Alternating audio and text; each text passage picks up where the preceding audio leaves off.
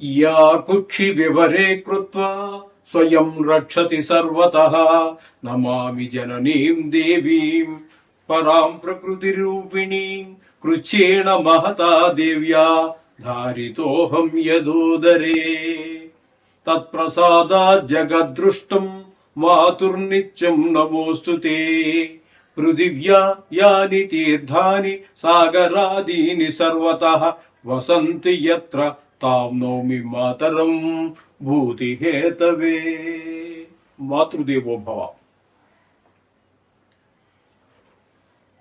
July నెల 2026 సంవత్సరం గోచార ఫలితాలు ఇప్పుడు మనం చెప్పుకోబోతున్నాము.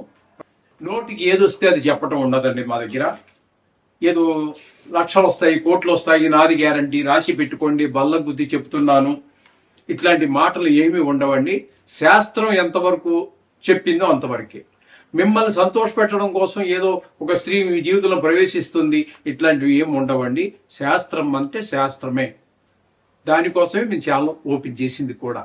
కాబట్టి మీరు సశాస్త్రీయమైనటువంటి ఫలితాలు తెలుసుకోవాలనుకుంటే మా ఛానల్ని మీరు సబ్స్క్రైబ్ చేసుకోండి. సింహరాశి వారికి జూలై నెల 2026 సంవత్సరంలో గోచార ఫలితాలు ఏ విధంగా ఉన్నాయో సశాస్త్రీయంగా తెలుసుకునే ప్రయత్నం చేద్దాము. ఇక్కడ ఈ సింహరాశి వారికి జన్మంలోనే కేతుగ్రహ సంచారం జరుగుతోందండి. జన్మంలో కేతుగ్రహ సంచారం శుభ ఫలితములను ఇవ్వజాలడు. ఇవి ఎక్కువగా మన బుద్ధి చెడు ప్రవర్తన వైపు, ఒక మాంత్రిక అంటే తంత్రాలు మంత్రాలు అంటారే, చెడు ఆ రకమైనటువంటి విద్యల వైపుకి మన మనసు ఎక్కువగా మలటం జరుగుతూ ఉంటుంది. అలాగే శుక్రుడు ఇక్కడ 26 రోజుల పాటు 27 రోజుల పాటు మనకి ఇక్కడ సంచారం చేస్తూ ఉన్నారు జన్మంలో. మిగతా 4 రోజులు అంటే అది వ్యయ స్థానం, అంటే కర్కాటకంలో వెనక స్థానం అయినటువంటి కర్కాటకంలో ఒక 4 రోజులు. మొత్తం మీద ఆయన 1వ స్థానంలోను వ్యయ స్థానంలోను 2 చోట్ల కూడా ఆయన సుఫలితాలు ఇస్తారు. ఇంకొక విషయం ఏంటంటే, ముఖ్యమైన విశేషం, శుక్రగ్రహం ఎప్పుడు 12వ స్థానంలో కూడా శుభ ఫలితాలు ఇచ్చేటటువంటి ఏకైక గ్రహం గోచార రీత్యా శుక్రుడు మాత్రమే. కాబట్టి ఈ శుక్రుడు వీరికి పూర్తి శుభుడు. శుక్రుడు పూర్తి శుభుడు. ఈ విధమైనటువంటి ఫలితాలు ఉంటాయి. కేతువు మాత్రం ప్రయోజనం లేదు. కాబట్టి పూర్తి శుభుడుగా ఉన్నాడు. కాబట్టి ఈ సినిమా రంగంలో వారికి, అలాగే మన షేర్ మార్కెట్లో పెట్టుబడి పెట్టేటటువంటి వారికి, ఈ టీవీ రంగంలో ఉన్నటువంటి వారికి, కళలను ఆధారంగా చేసుకుని జీవనం గడిపేటటువంటి వారికి అనుకూలమైనటువంటి కాలంగా శుక్రుడు మనకి మంచి పెడుతున్నాడు. ఇక్కడ శుక్రుడు అనుకూలమైన కాలం పరిస్థితిలోనే ఉన్నారు. అక్కడే కాదు, అక్కడ నువ్వు ఎడిటింగ్ చేసినప్పుడు చూసుకోవాలి. అంచేత రెండు స్థానాలలోనూ అంటే జన్మంలోనూ వ్యయంలోనూ కూడా యోగిస్తున్నాడు. కాబట్టి దీన్ని షేర్ మార్కెట్లో పెట్టుబడి పెట్టేటటువంటి వారు, కళలను ఆధారంగా చేసుకుని జీవించేటటువంటి వారికి, సినిమా రంగంలో వారికి, టీవీ రంగంలో వారికి అనుకూలమైనటువంటి కాలం. కాబట్టి చక్కగా వారు ముందుకు వెళ్ళవచ్చు పెట్టుబడి పెట్టుకుంటూ. ఇంకా 7వ స్థానంలో రాహుగ్రహ సంచారం జరుగుతోంది. 7వ స్థానంలో రాహుగ్రహ సంచారం జరుగుతోంది. అది భార్యాభర్తల మధ్యన కొంచెం విభేదాలు రావటము, అలాగే జాయింట్ వ్యాపారం ఎవరైతే చేస్తూ ఉన్నారో వారి మధ్యన కూడా భేదాభిప్రాయాలు, లేకపోతే ఏకాభిప్రాయం కుదరకపోవటం లాంటి పరిస్థితులు మనకి గోచరిస్తూ ఉంటాయి ఇక్కడ రాహు వలన. అలాగే 10వ స్థానంలో, ఏకాదశ స్థానంలో రాహుగ్రహ సంచారం జరుగుతోందండి. దీన్ని ఏకాదశ స్థానం అంటే లాభస్థానం అంటారు. మీరు ఏ పని మొదలెట్టినప్పటికీ కూడా అందులో మీరు ప్రావీణ్యం సంపాదించగలుగుతారు. మీకు ధనం, మీరు ఎక్కువ కష్టపడకపోయినప్పటికీ కూడా మీకు ధనం బాగా, అంటే తక్కువ కష్టంతో ఎక్కువ లాభాన్ని పొందగలుగుతారు. అంటే శ్రమకి మించినటువంటి లాభాలన్నీ వస్తూ ఉంటాయి మీరు ఏ పని మొదలు పెట్టినా సరే. అంచేత ఇక్కడ రాహు మీకు అత్యంత అనుకూలంగా ఉన్నాడు. ఇక వ్యయస్థానంలో శని యొక్క సంచారం జరుగుతుంది.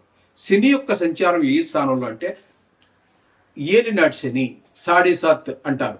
అంచేత ఈ ఏలినాటి శని అనేది వ్యయ స్థానంలో ఉంది. కాబట్టి మీరు ఎంత పిసినారితనంగా ఉన్నా ధనం ఖర్చు అయిపోతూనే ఉంటుంది నీళ్ళలాగా. మీరు ఖర్చు పెట్టకూడదని గట్టి నిర్ణయం తీసుకున్నా సరే తప్పనిసరి పరిస్థితులు చేస్తూ ఉంటాయి. ఆ విధంగా మీరు ఖర్చు అయిపోతూ ఉంటుంది. అయితే ఇక్కడ ధన వ్యయము, ధన నష్టము. ధన వ్యయం అంటే ఖర్చు పెట్టుకున్నారు, ఏదో సంతోషమో ఒక మంచి పనికో చెడ్డ పనికో ఖర్చు పెట్టుకున్నారు. ధన నష్టం అంటే మనం ఎక్కడో ట్రైన్ ఎక్కినప్పుడు బస్సు ఎక్కినప్పుడు ఎవడో పర్స్ కొట్టేశాడు, లేకపోతే 4 మాయ మాట చెప్పి బురుడి కొట్టించి 2-3 లక్షలు కాజేశాడు.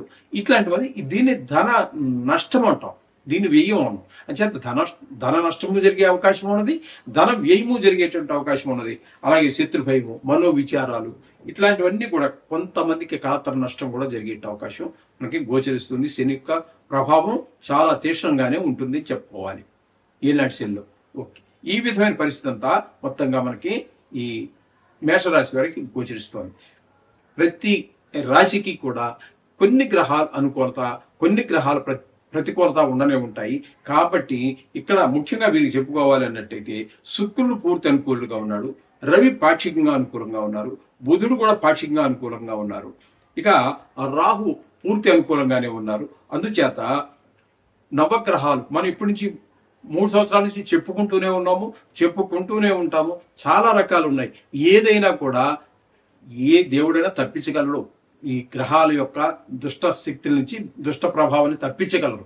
కానీ చుట్టూ తిరిగి వెళ్ళటం ఎందుకు? ఈ నవగ్రహాలు అనేది కేవలము పూర్తిగా ఈ దోషాలను తొలగించడానికి, మంచి చోట్ల, మంచి స్థలంలో గనక ఉన్నట్టయితే, మంచి ప్రదేశంలో గనక ఉన్నట్టయితే ఈ రాశి చక్రంలో మనకి మంచి ఫలితాలు ఇవ్వడానికి, చెడు స్థానంలో ఉంటే చెడు ఫలితాలు ఇవ్వడానికే ఏర్పాటు చేయబడినాయి. కాబట్టి అందు గురించే నేను పెద్ద కష్టమైనటువంటిది కాదు, మీ నోటికి 3 సంవత్సరాల నుంచి చదువుతుంటే 1.5 నిమిషంలో చదివేచ్చేవాడిని, లేదా 2 నిమిషాల టైం. ఈ టైంలో ఈ నవగ్రహాల యొక్క ఇది చేసుకోండి, చక్కగా మీకు ఆ దోషాలన్నీ పోతాయి, సర్వశుభాలు కలుగుతాయి. శుభం భూయా.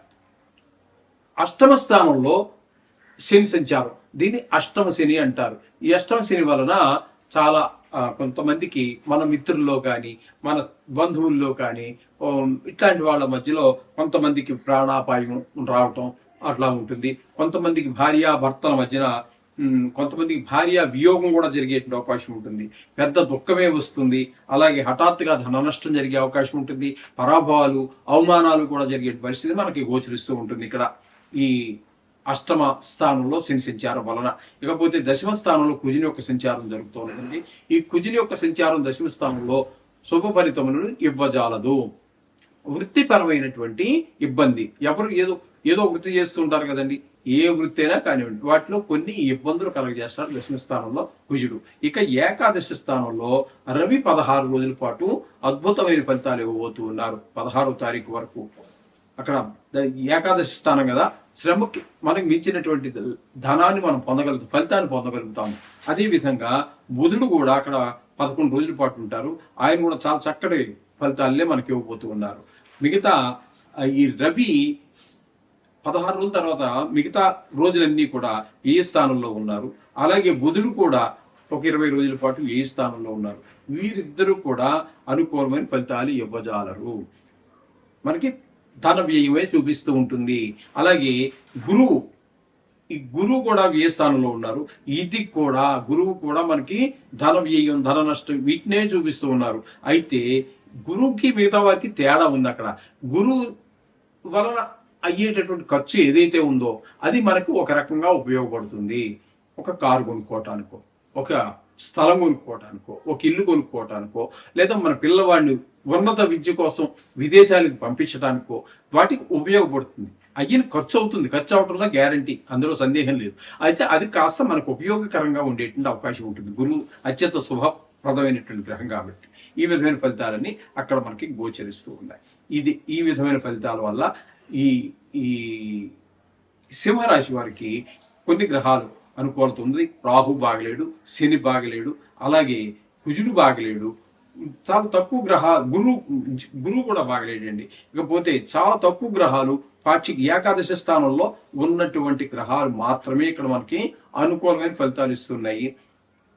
అలాగే శుక్రుడు ఒకడు పాక్షిక, పూర్తి శుక్రుడు చెప్పాలంటే ఒక్క శుక్రుడు మాత్రమే. ఇంకా రవి బుధుడు పాక్షికంగా మనకి శుభ ఫలితాలు ఇస్తూ ఉన్నారు. కాబట్టి వీరు చాలా జాగ్రత్తగా ఉండవలసినటువంటి పరిస్థితి మనకి గోచరిస్తూ ఉన్నది ఇక్కడ. కాబట్టి ప్రతి రూపాయి కూడా మనకు అవసరమా, ఇది అవసరమా అంటేనే ఖర్చు పెట్టండి. అట్లాగే మాట కూడా తేడా రాకుండా ఒకసారి ఆలోచించుకునే మాట్లాడండి. మాట్లాడిన తర్వాత మాట తీసుకోవడం కష్టం.